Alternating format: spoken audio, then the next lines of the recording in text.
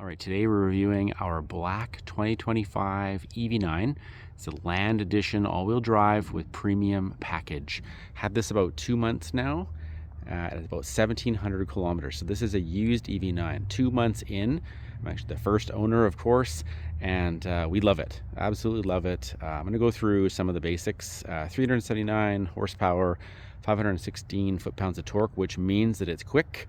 Not as quick as some of the electric cars, but quite quick for its size. This is a 6-seater, second row captain's chair, so you got 6 full seats. Like, and that's 6 adult seats, and I will show you the best I can that.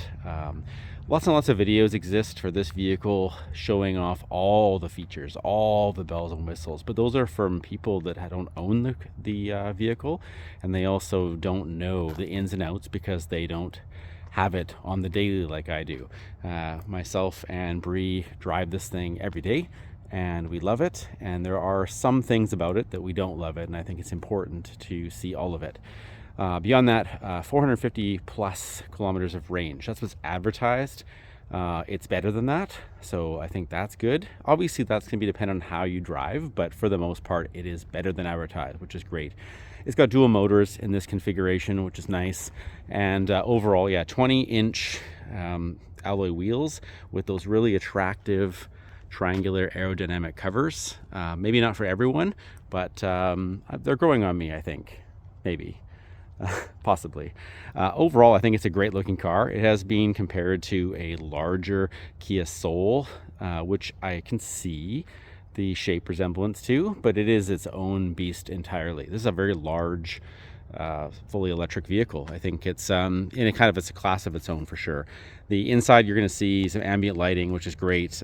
Dual sunroof. It's actually got a sunroof and a moonroof, I would call it, because the middle one is big, but it doesn't actually open.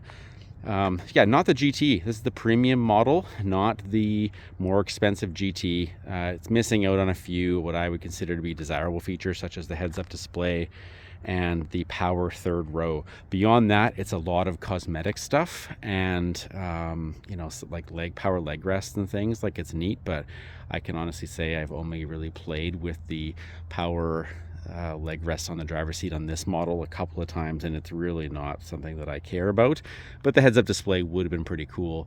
And yeah, other than that, vehicle to load, I think this makes this vehicle a little bit future-proof. Also great if you live in an area where power outages and things are a concern, or maybe if you deal with trailers, motorhomes, things like that. Overall, I want to go through some of the stuff on the inside here before I start getting into pros. So it's actually locked right now with the mirrors in. As I approach, we should...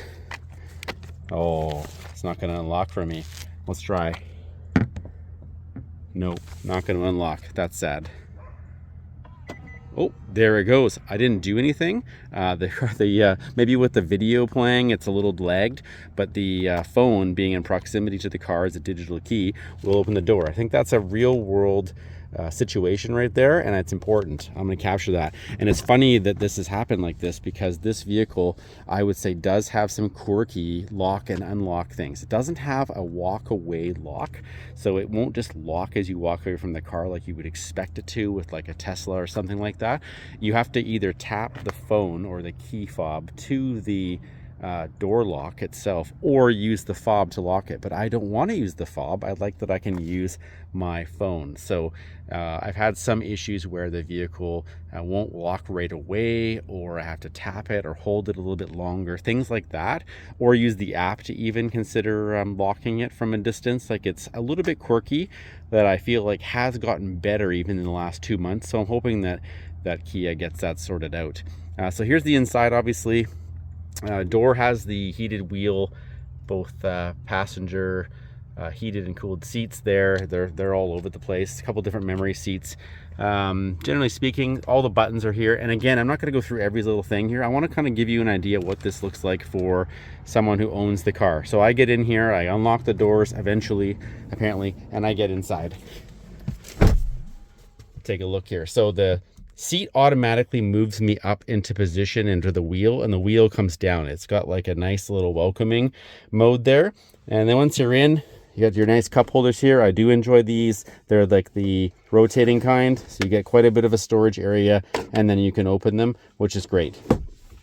I would say a big negative of this vehicle, since we're on the topic of the interior compartment, is that as you can see, the nice big glove box, got this nice little storage compartment here.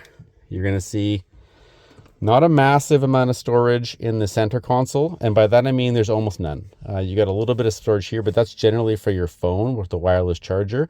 Obviously storage in here, but there is almost nothing here. Like you can see, we actually got a lot of stuff piled into this little space, but that's it. Like that's the bottom of it right there. Like it's not even finger depth. So from a center console perspective, not ideal. However, it makes up for it. It's got a lower cargo area down on the floor there. You can see there's like a tray for things. So you could put a purse, a bag, some kind of lunch kit, whatever you want down there. So I would say that this thing has got going for it that it's incredibly roomy, and that is kind of the whole idea. It's like open concept, which allows for storage. It's just not concealed storage, which is maybe unfortunate. Big, huge display. Like it's insane. Now actually 3 separate screens, but it looks like there's just one screen. So to start the car with a phone scenario is you can put your phone here, and that will essentially authorize you to start the car, or you can use your fingerprint. So I got my fingerprint rigged, and I'll put my fingerprint on here. There we go. Authenticated. Vehicle can now be started. So you hit your start button, which is here. People complained early on that this was a bad spot for this. I think those people are morons. This is a fantastic spot for this. It is out of the way. You can feel it. You can reach it. You don't even need to look for it. It's just there, and it works very well. There's some naysayers there. This is a fantastic place for this. You can just reach up under the wheel here, and I can press it. I don't even have to look. I'm just showing you where it is. So I'm in accessory mode. Why? Because I didn't have my foot on the brake. And you can see here, it's asking me to place my finger on the fingerprint sensor. Now, if I had my foot on the brake, it would have actually logged me in right away because I used my fingerprint earlier. So foot on the brake, I'm gonna put my fingerprint down here. It's verified. And now I'm gonna switch it actually to full on drive. So there we go. So now we're firing up for the first time. And I want to show you here. So as I said earlier, 15 kilometers, 1,715 kilometers, 43% battery right now. As you can see here, I'm at level 3 for the regenerative braking. I really enjoy the regenerative braking on this vehicle. It can go all the way to what I would say is a level 4, which they're calling I-pedal max. I-pedal max is like one pedal driving. You literally just use your one foot to either go or stop depending on where the position of the pedal is. It's really, really nice. Beyond that, it tells you obviously your temperature outside, your gear, gives you some heads up stuff like what the current speed limit is, all sorts of stuff that's come off of maps. And there's the range. So at 43%, it's claiming I have 204 approximately miles to go. So that's less than half, by 7%. Which gives me 204. So with that math, it's saying I'm getting into the realm of maybe like 450, 460, we'll say, kilometers. I'm doing that off the top of my head. I would say from my experience so far, it's generally the vehicle seems to get closer to 500 kilometers of range. And that's pretty good. That's kind of what I was hoping to get out of an electric vehicle. I didn't want to buy an electric vehicle and be stuck with a low range, or a plug-in hybrid where I had to charge constantly or always still be working with a gas motor. This vehicle, I think that the temperature control system has a heat pump. Being here, you can see again there was some complaints from people early on that they didn't care for the positioning of the heater control system. The reality is that the only thing you're ever going to touch is whether it's driver only or whether it's everybody other than driver only. And that's it. This vehicle, you set it to say 22 degrees, and it will automatically just keep it at 22 degrees all the time. It doesn't matter whether you've got it on hot or cold or any of these sort of things. It just does it. If you really want to start messing with things, you can hit the plus and bring up the entire display. And you can see there's the front controls. You got fan speed, you've got the directionality, driver only, whether it's on auto or not, which is what I like. Rear mode, again, if you got these, you can control the heated and cooled seats for both sides. It overall is very intuitive. And then when you're done, you can hit it and it goes back to the menu again. Super easy. And again, yes, from the driver position, you can't see it, but I don't need to see it because it's there. And if I really want to, I can hit any of the physical buttons down below. So honestly, it doesn't really matter. Generally speaking, it's all very well designed. The seating is great.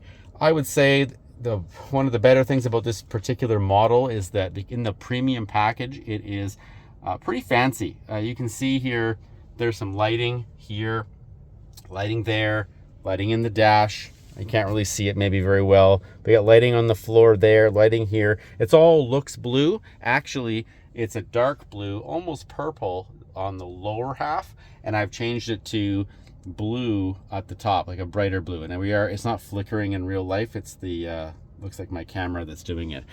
Just to show you here, if I go into the home and I go to setup, vehicle, and lights, ambient lighting is the first one. Just to give you an idea here, color, there's a lot of menus, a lot of options. Here's just some of the default ones. I've chosen my own because I wanted two-tone. I wanted that dark blue, light blue thing happening. But they got all these different ones that are named already. They got all these single colors you can choose. So you can really do what you want. And each profile in the system, in this case it's me, Ian, each profile can have their own setup. And that same goes for like a lot of the seating options. There's a lot of stuff that you can change that is completely dependent on the profile. So you can really customize this vehicle to do what you want, which I enjoy. But going back a little bit, the big thing to me is with these seats and the configuration of the inside, the materials used, the layout of things,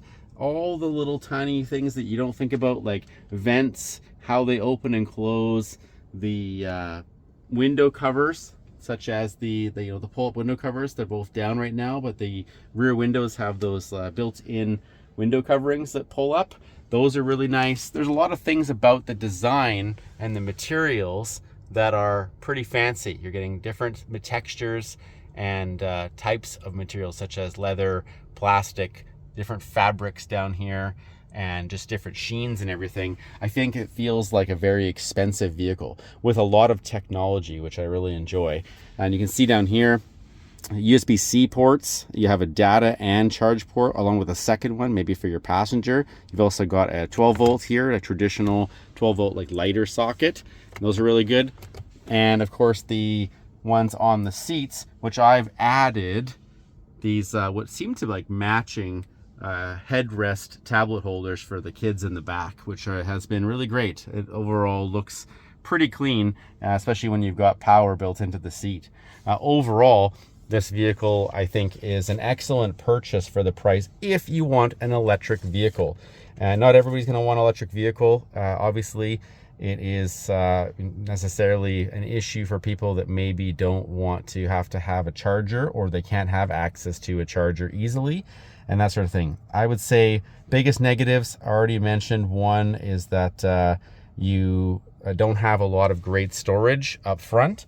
I think that in this configuration, again, we got captain's chairs. As you saw, the third row I've got down right now on just flat, kind of like cargo mode for groceries and things, and that's what's obviously working for us. You can't have the 7-seater model, which is a bench in the second row. You can't have that in the higher end trims. So you're kind of stuck with just having 6 seats, which, don't get me wrong, it's a great 6-seater vehicle. But if you wanted 7 in a fully electric vehicle, you're not getting it unless you go with the cheaper models with the less overall features, which is kind of a shame, I suppose. The other thing too is that you don't get some of the provincial rebates on the more expensive trims too. So again, this is kind of like first world problem stuff, but I feel like the seating capabilities of the higher trims, like just because you want to pay more doesn't mean you will have less of a family to transport. It kind of doesn't make sense to me. The rebates, I totally see it. You know, if you can afford to buy a more expensive vehicle, perhaps you don't need a rebate and save them for people who can't, and that's also fair. The other thing I would say is that this vehicle, even though it's a 2025, it does not have the NACS, or the North American Charging Standard port. It has a regular CCS, or the Combined Charging System port, which I feel like is, you know, a bit unfortunate, since that they're going to be adapting the NACS or the next port, probably later this year or even early 2025. Being into 2025, I kind of thought maybe I would get lucky with that, but I did not. So overall, it's been a great vehicle for the last 2 months, and I'm hoping that it stays that way as it's our long-term vehicle. I'll do some more reviews in the future, but for now, take care.